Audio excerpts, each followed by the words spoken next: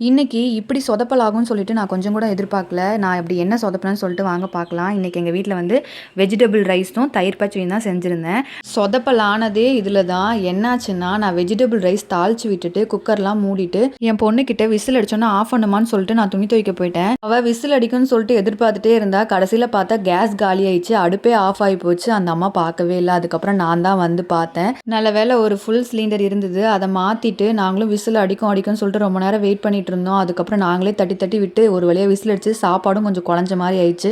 நாம என்னைக்கு சூப்பரா செய்யணும்னு நினைக்கிறோமோ அன்னைக்கு சாப்பாடு நல்லாவே வராது. அந்த மாதிரி தான் இன்னைக்கு எனக்கும் நடந்தது. சாப்பாடு குழஞ்சு மட்டும் தான் போயிருந்தது. மற்றபடி டேஸ்ட் எல்லாமே நல்லா தான் இருந்தது. சாப்பிட்டுட்டு ஒரு வழியா ஸ்கூலுக்கு கிளம்பிட்டோம். என் பொண்ணுக்கு மதியானம் தான் எக்ஸாம் நடக்குது. இன்னைக்கு வந்து அவளுக்கு இங்கிலீஷ் எக்ஸாம் தான். அங்க வண்டியில போறவங்களுக்கு எங்களுக்கு அவ்வளோ வெயில் தாங்கவே முடியல. சில பிள்ளைங்களாம் நடந்து போயிட்டு இருந்தாங்க. அவங்கலாம் எப்படி தான் போவாங்கன்னே தெரியல. ஒரு வழியா பாப்பாவை ஸ்கூல்ல விட்டுட்டு எக்ஸாம் நல்லபடியா எழுது பாப்பா, ஆல் த பெஸ்ட் அப்படின்னு சொல்லிட்டு நானும் அங்கிருந்து கிளம்பி வீட்டுக்கு வந்துட்டேன்.